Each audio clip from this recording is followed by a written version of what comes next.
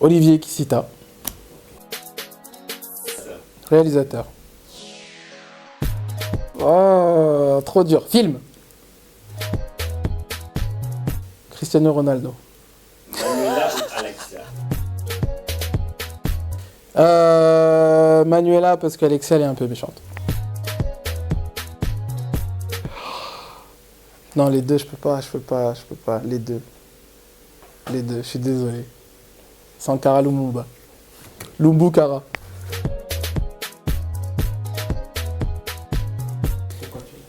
Alors, je suis là dans le cadre d'une tournée africaine qui a débuté il y a quelques semaines. Donc, on a fait la Côte d'Ivoire, on a fait le Togo et maintenant on est à Ouagadougou. Donc, je suis vraiment très content. On va projeter donc le dernier film que j'ai réalisé qui s'appelle L'art de la guerre des sexes. Il y aura aussi un atelier, une table ronde, tout ça donc dans le cadre de cette tournée africaine. Et deuxièmement, je suis là pour bien évidemment la nomination aux Sotigi Awards, qui est pour moi un très grand honneur. Donc voilà, je reste malheureusement une toute petite semaine. Je ne sais pas si j'aurai le temps de tout faire, mais je suis content d'être là.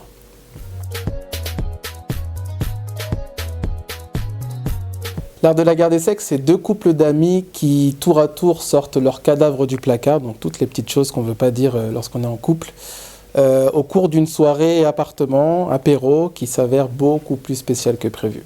C'est un peu ça l'idée de base. J'ai eu la chance d'incarner Anthony Desva donc, dans la série Canal+, qui s'appelle Cacao. 8 mois de tournage en Côte d'Ivoire. Pour moi, c'était une très grande expérience, très enrichissante.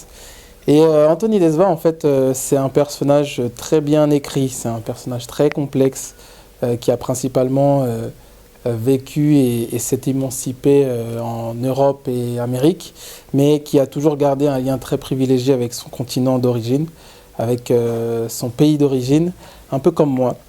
Donc du coup, lors de la première lecture du scénario, je me suis vraiment attaché à ce personnage-là. Et donc le jouer, tenir le rôle pendant 8 mois sur une grosse production en Côte d'Ivoire avec un très bon réalisateur, Alex Ogou, et des comédiens, une équipe extraordinaire, pour moi ça a été vraiment un très grand honneur.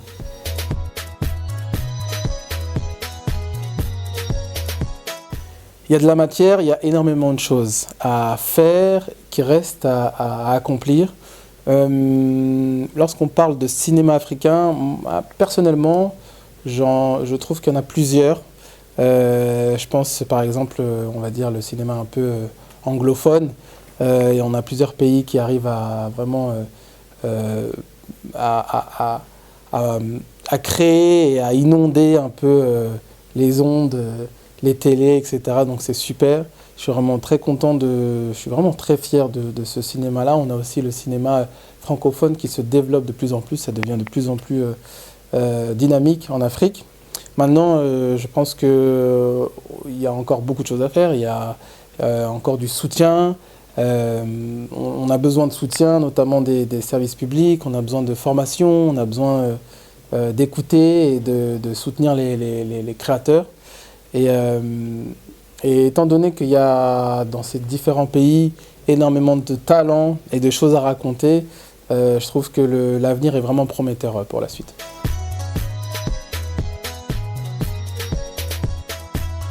Alors par rapport à ce que je sais, j'ai pas la prétention de bien connaître le cinéma burkinabé, mais déjà on parle du Burkina comme étant la Mecque du cinéma, et effectivement moi depuis que je suis ici je sens une énergie, il y a vraiment un intérêt pour le cinéma.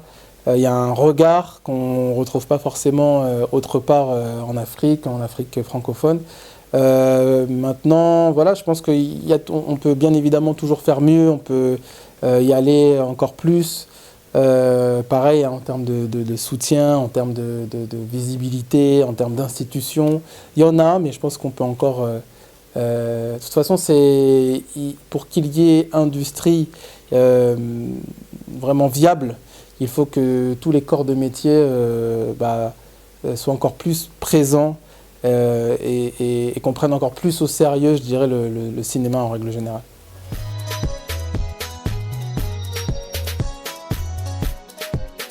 Moi, je pense qu'on vit une période très intéressante.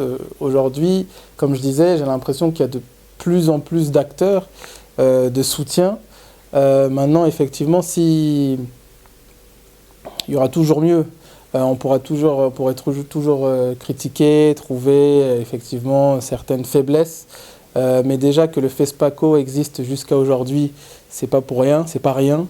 Et puis bon, moi j'y serai l'année prochaine, donc voilà, j'espère qu'il sera toujours là, que ce sera de mieux en mieux. Et voilà, moi en tout cas, je suis assez optimiste à ce niveau-là et j'espère que ça va continuer dans le bon sens.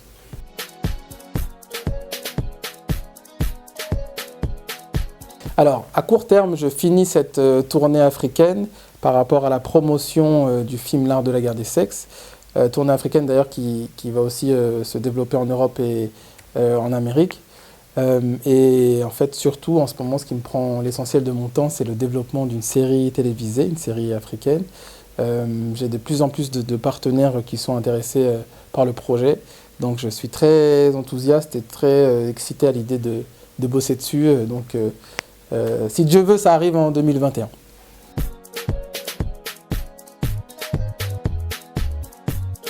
Oui, avec grand plaisir. Je pense par exemple à Gustave Sorgo, qui est un bon acteur avec qui j'ai déjà travaillé sur Cacao et qui correspond sans problème à un des rôles en question dans la série. Et même de manière plus générale, je pense que l'une des caractéristiques premières dans ce projet, c'est vraiment cette idée de panafricanisme. Travailler avec tous les talents du continent et même de sa diaspora, c'est vraiment pour moi une évidence parce que c'est, comme je disais, c'est une série africaine. En fait, on va aborder d'un point de vue assez révolutionnaire dans le sens où ça ne s'est jamais fait encore. On va aborder les origines de peuples africains. Ça, ce sera sur un 10 x 52 minutes. Et voilà, je suis vraiment très excité et très confiant par rapport à ce projet-là.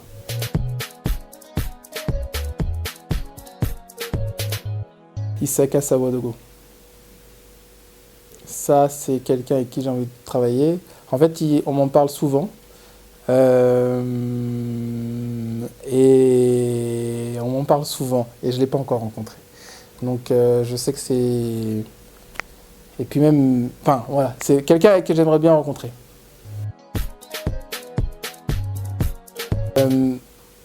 Canal+, c'est un partenaire incontournable aujourd'hui qui sait mettre en valeur, en lumière, certaines histoires qui n'ont pas justement bénéficié de ce soutien-là auparavant. J'ai l'impression que c'est un partenaire très intelligent, très ouvert, qui laisse beaucoup de liberté aux personnes avec qui il bosse. Et moi, personnellement, c'est évident, moi, je tiens d'ailleurs à les remercier encore une fois, le fait qu'ils me suivent, qu'ils me soutiennent, notamment sur cette tournée africaine, bah c'est un luxe, c'est une chance inouïe. Donc voilà, je pense qu'aujourd'hui, on vit une belle période parce que, comme je disais, on a de plus en plus de partenaires, d'institutions qui misent sur la création africaine. Et voilà, donc Canal+ en fait partie.